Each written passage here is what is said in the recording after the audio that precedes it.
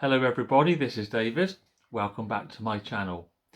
This video is the next in our series, The Christian Ethic in the 21st Century.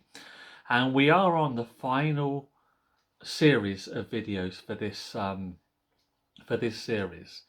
And what I want to start to look at is how do we actually relate one person to another in the Christian ethic? What are the person-to-person ethics? How do we behave towards each other, not only individually but in society as well?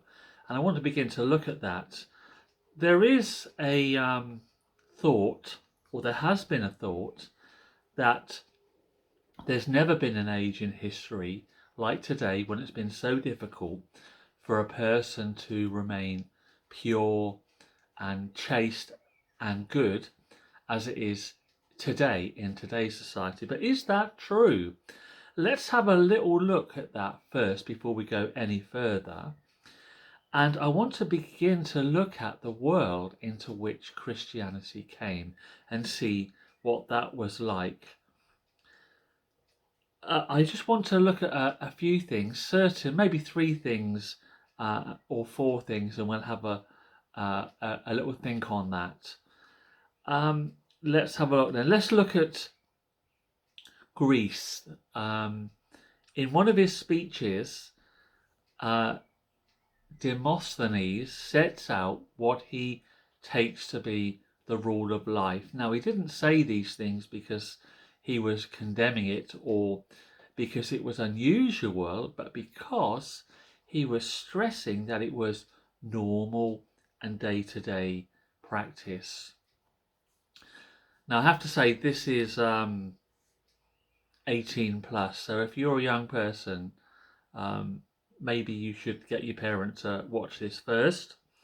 But this is what he said: "We keep prostitutes for pleasure. We keep mistresses for the day-to-day needs of the body. We keep wives to be the mothers of our children and the guardians of our home." End of quote. So in ancient Greece, relationships before marriage and outside of marriage were the normal practice. They were an accepted part of life. It's the supreme ordinariness of it which makes it so shocking. Secondly, let's have a look at what happened in Rome, and we're going to look at Messalina, who was the third wife of the Emperor Claudius. Let's look at her.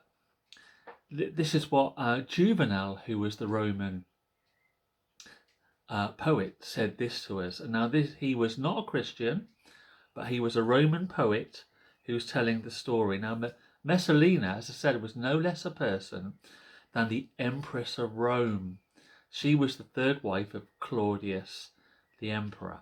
Now, she would, says Juvenal, and you can look this up in the history books too, she would wait until Claudius was asleep, then, with her maid and a night shawl over her head, she would slip out to her own special cell in the public brothels and serve there as a common prostitute.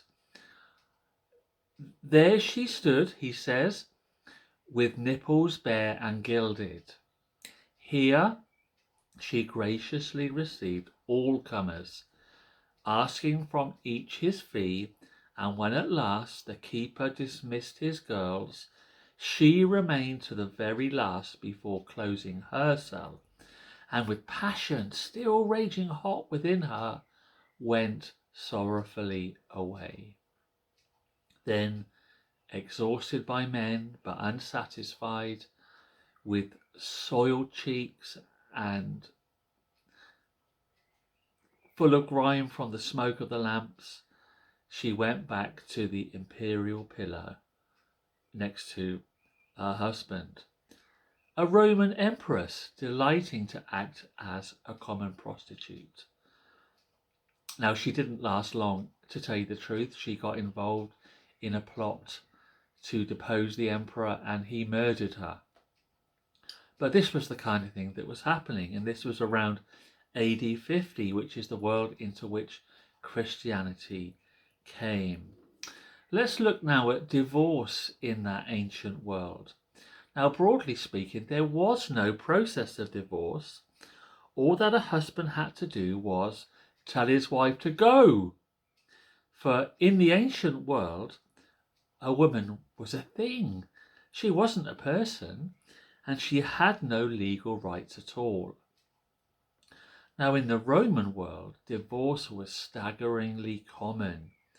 Seneca said that women were married to be divorced and were divorced to be married.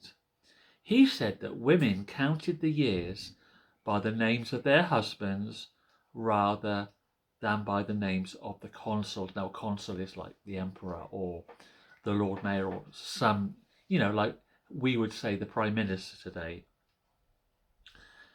Hiberina, who was a famous, beautiful woman of the time, according to Juvenal, would as soon be satisfied with one husband as with one eye. Martial tells of a woman who was living with her 10th husband.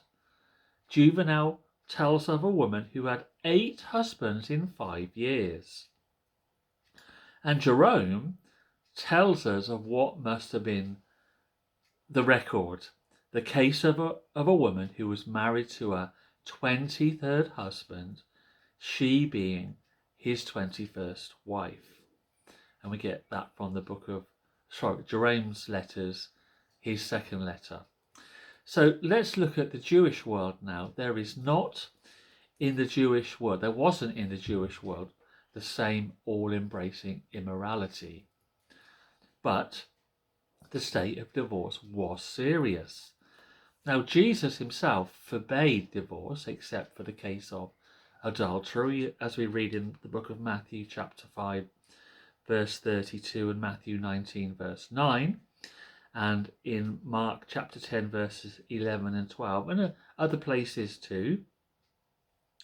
The Jewish law was clear. It is stated in Deuteronomy chapter 24 verses 1 to 4 that a man can give his wife a bill of divorce if he has found some matter of uncleanness or some indecency in her.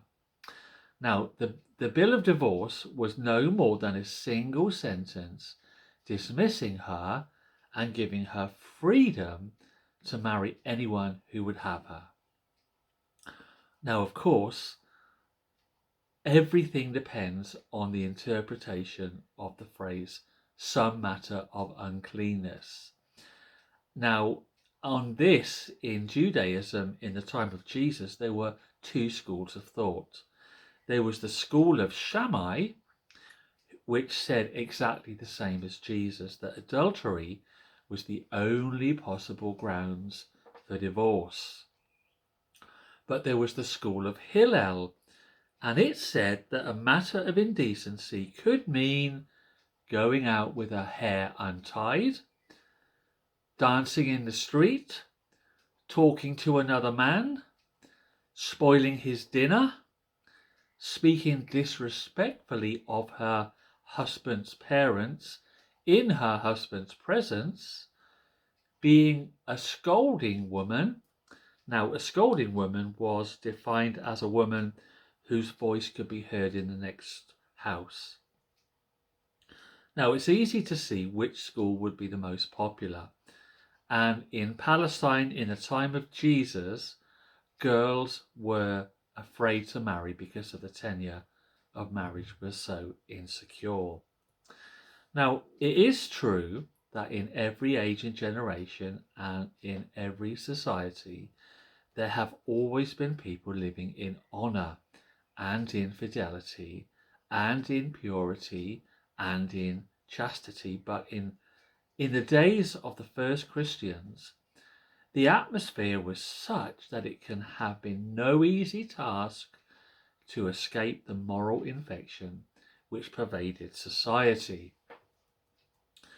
Now, it has to be said also that the ancient world was riddled with homosexuality.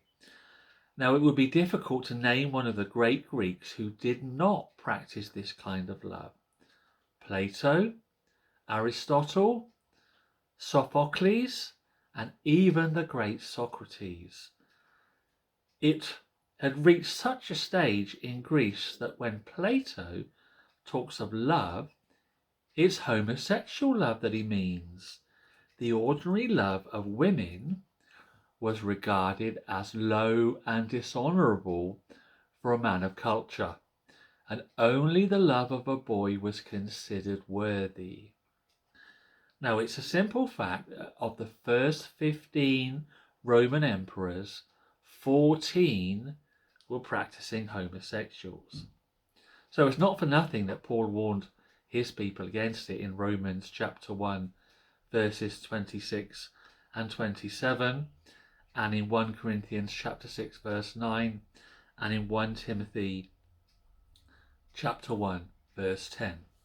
So it would be hard for a person in New Testament times to regard as wrong that which the greatest and the wisest practiced.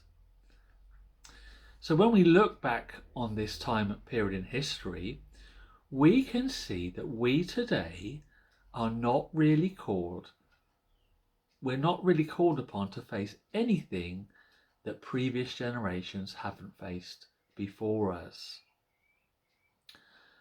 So what we're going to do now, we're going to look at, in the next video, we're going to begin to look at some of the areas of this person-to-person ethic, how we should relate to one another. How does the Christian ethic work in our lives, and or should work in our lives and in society, to bring society back to normal, if I can put it like that. So I want to thank you for joining me in this video, and I'll see you on the next one, where we'll begin to look at how we relate in families. Bye bye.